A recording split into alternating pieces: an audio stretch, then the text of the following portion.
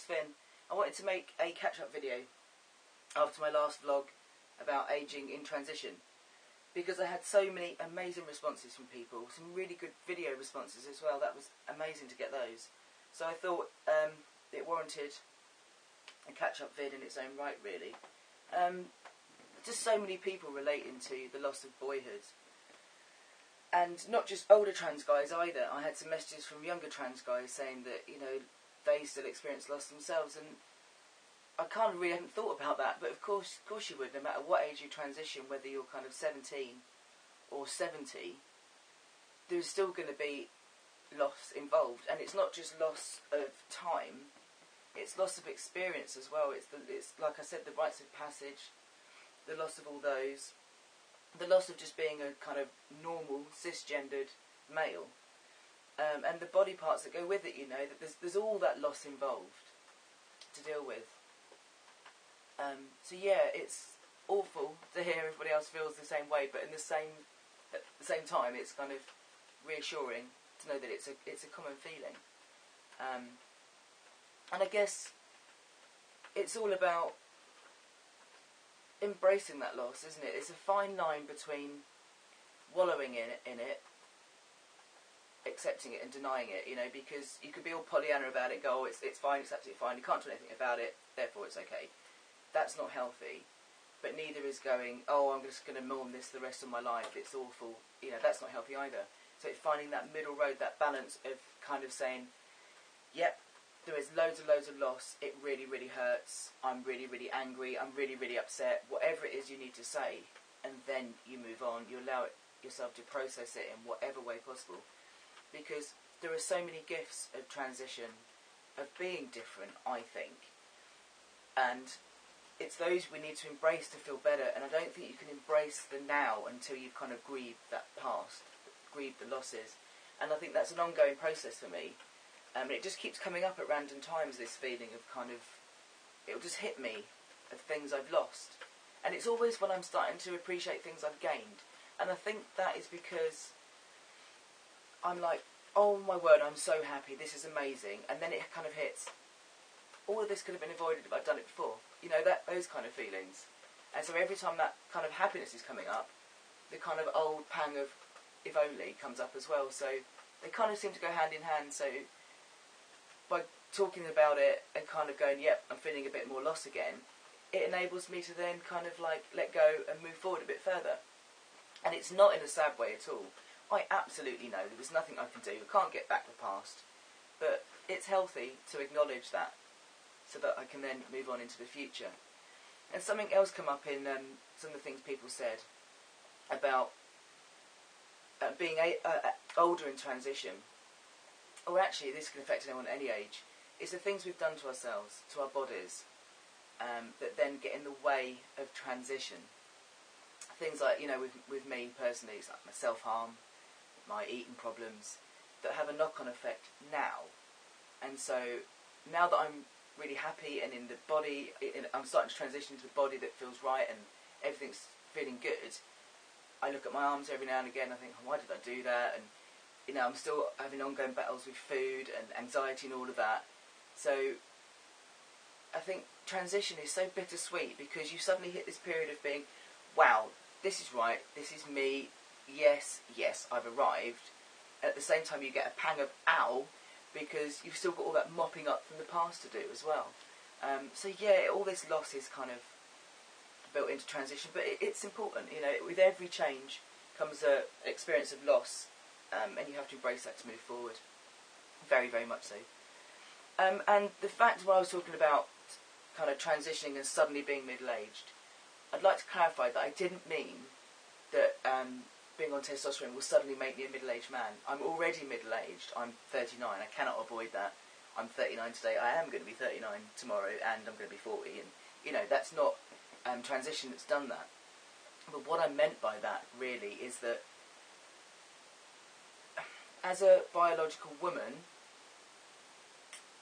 I didn't see myself as 39, didn't feel 39. People see me as younger. It's very common with trans guys. We do look incredibly, incredibly young. And also because of the loss, we've often frozen ourselves, because a lot of people related to this as well. that we've frozen ourselves at a younger time, a time when our gender issues first came up. So that mental image is kind of frozen. And so what I mean is, basically what's going to happen is, as I progress on my transition, I'm going to stop looking like a 14-year-old boy frozen in time, and I'm going to look like a 39-year-old man would look. And that may well include some baldness. It may well include a battle with a belly. It doesn't mean you have to have a belly, but as you get older, 39 is middle-aged, it is harder to get rid of the belly. Those things are realistic. So it's not like transitions made it happen, it's just that transitions made me aware of it. Because at the moment, my mental image of myself is just frozen, and so it's just suddenly hit me that now, all those years of being frozen are going to catch up. A bit like it did when I got sober. I got sober, I'd frozen myself in time, got sober, thawed out, and everything came to the surface. And it's a bit like that with this as well. It's only going to be another year maximum before I'm looking my proper age. So in that sense, it does feel like a fast forward from puberty to suddenly being in middle age. Although it's not, it's just mentally like that. But as I said, you know, you don't have to be powerless against these things. You can be fit and healthy and hot. Maybe not one direction. But you can be fit and healthy at 39. It just takes effort, you know, to get there. And there was something else I was going to say, and I can't remember, it's gone. But yeah, the whole idea of rites of passage as well. Carson had a great point. The video he put in response to my first video is on the bottom of the first video. I really recommend you watch it, because he made some amazing points about rites of passage, and about how, you know, being a trans guy is in itself a massive rite of passage.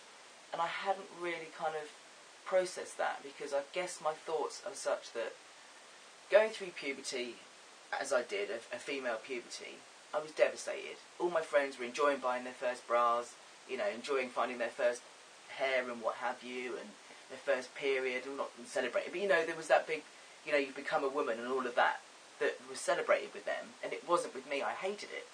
So I never had that, and boys would have that as well, their own kind of little things that they celebrate. I don't know, the very first wet dream, the very first, like, erection, waking up and your mum coming in and you're having a, you know, all those kind of things. So those kind of rites of passage are what I kind of feel like I'm missing. But Carson's video made me think about the fact that yes, we do as trans guys have our own rites of passage. The whole process of coming out and discovering you're trans is universal. We all kind of experience it in different ways, but it's universal, that kind of coming out. Then it's universal, the kind of like battling to get hormones. No matter where you live, there's some process of kind of getting those hormones in the first place. Especially over here in the UK, you know, it's a big deal. We wait a long time for hormones, and we've got each other to talk to through that period before we get the big yay. And that in itself is a big rite of passage. The first time you get your testosterone, yes, and you know, you're jumping for joy. These are universal experiences that us as trans guys go through, and so they are our rites of passage. And I think that's what I've got to do now in order to help me kind of process the loss, is to see the fact that I have my own rites of passage. I've been going through them, but they are just trans guys' rites of passage rather than cis guys' rites of passage. And also the fact that we are pioneers, as Carson quite rightly said, for like trans surgery, trans treatment, because it's still early days. And, you know, we are setting the bar for people that come behind us who are probably going to have it much easier. They're probably going to have safer hormones, safer surgeries. So that in itself is a big rite of passage that globally all trans guys are going through this process now that will then forward it for people coming up behind us, if that makes sense. So I think it's really important, I keep saying this as well, to get out and meet other trans guys and do what I would have done at 13, 14 with trans guys now. You know, all these rites of passage talking about when we first got our yes for hormones and our first hair and our voice started dropping, all those things. I do it online, I talk to lots of trans guys, you know, and so I do get that experience, but I think doing it face to face with a group of trans guys is where it's at. Trans London is around, and I keep saying I'm going to go, and I really should, because I think that's where it's at for me in kind of processing this loss and the fact that I am suddenly going to become a 39-year-old man, and in doing so, that's going to bring up a lot more loss again, because I'm quite enjoying looking quite boyish at the moment, and and that's going to end pretty soon.